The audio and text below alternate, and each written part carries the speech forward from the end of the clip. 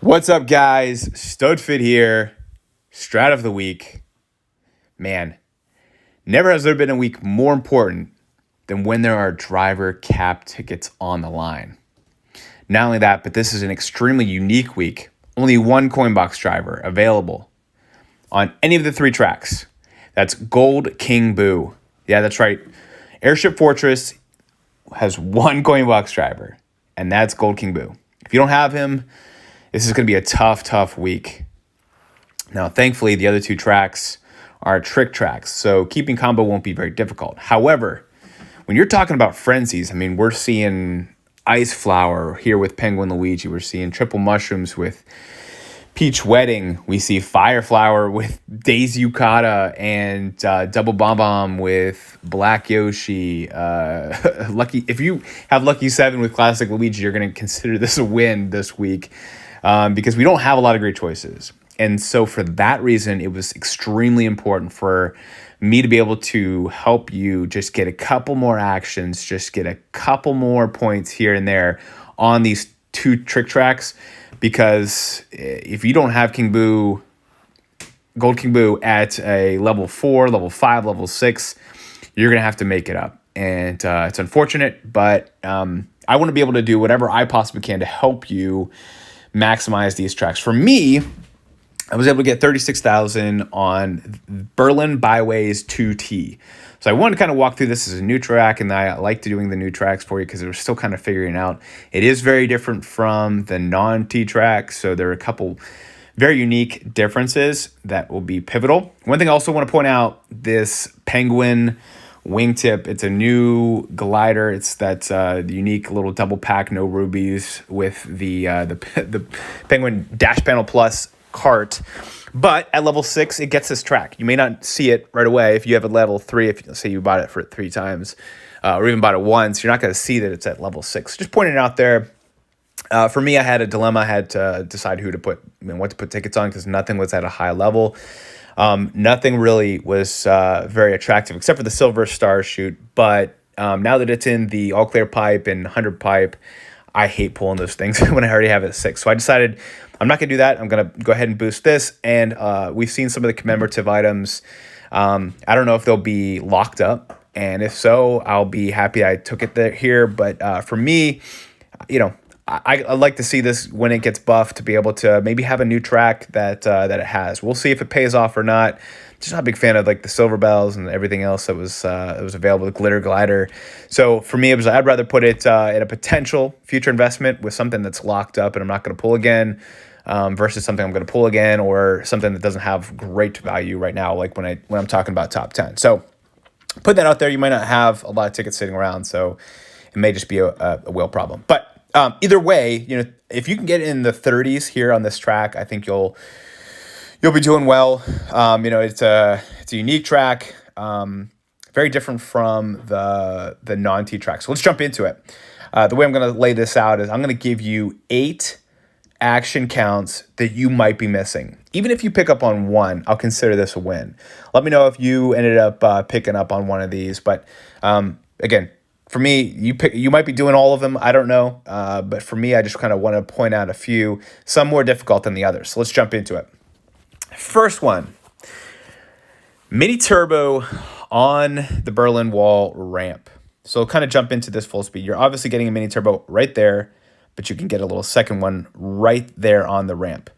You might already be doing this, but just for sake of kind of pointing this out, this column is not a thin column. It is basically a wall, and you can mini turbo right into it without having any penalty when it comes to being thrown off this glider section.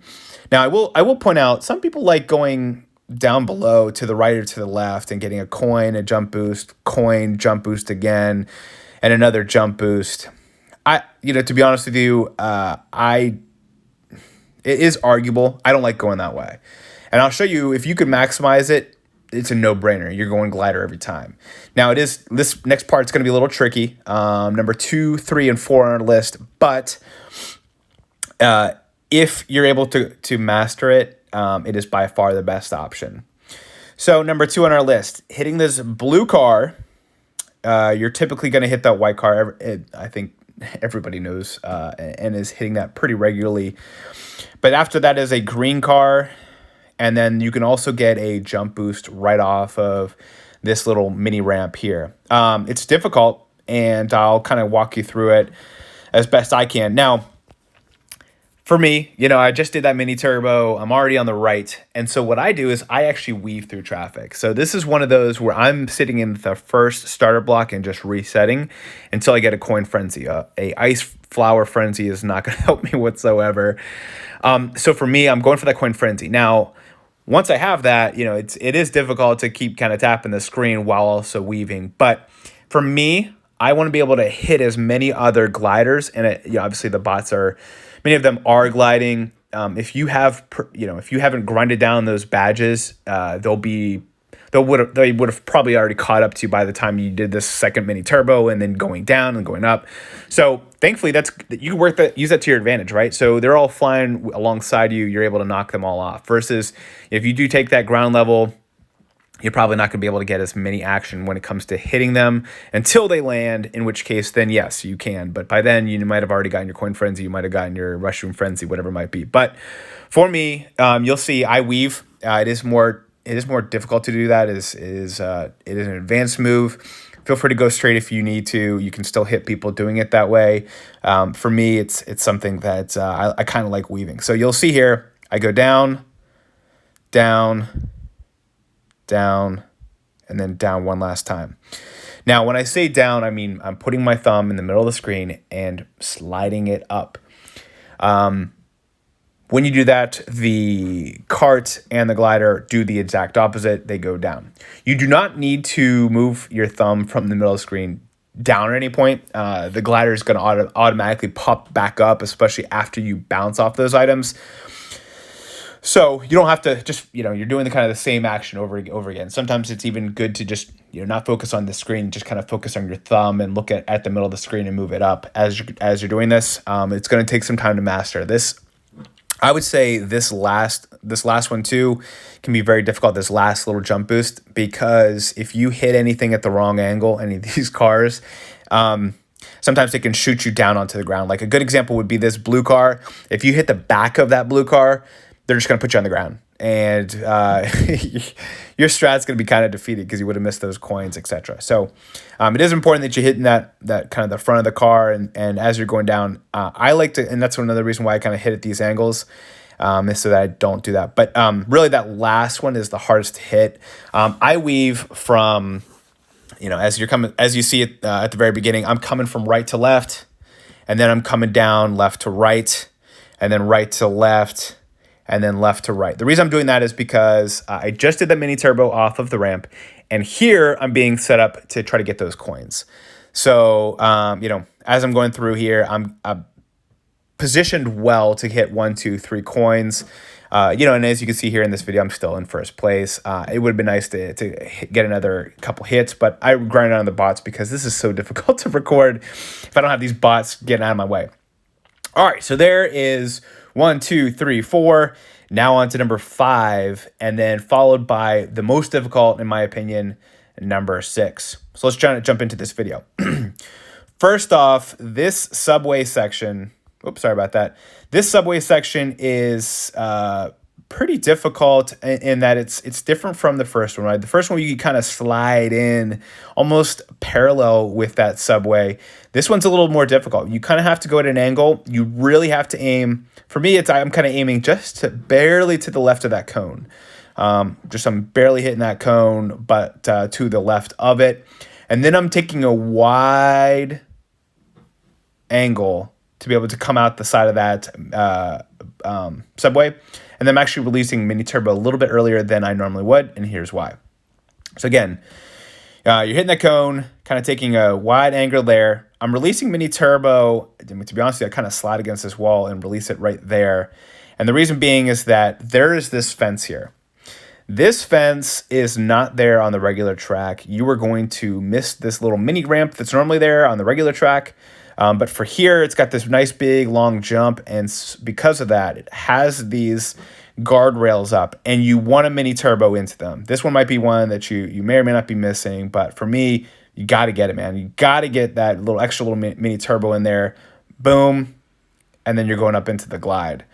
So, in full speed here, you're going cone, wide angle, release mini turbo, bam, right into the invisible wall. Now, here's the other part. When you're looking at these coins, you want to aim for that middle coin and hit it with the side of your car. It doesn't matter necessarily, you're getting the right side of your car, left side of the car. If you're getting the side of your car, you're getting probably 3 coins. You're getting, one slightly below you, one slightly above you, and then on the one on the right or to the left that's there in the middle of that circle. That's really, really important. 3 coins there is huge. I mean, you're talking about a few 100-point swing. Now, as you're coming over here, this is the most difficult part. You want to aim. I like to see those coins just on the right side of me as I'm going through. And then, at one point I kind of, I pick where I'm going to start to dive right. For me, I'm kind of focusing in on that landing area.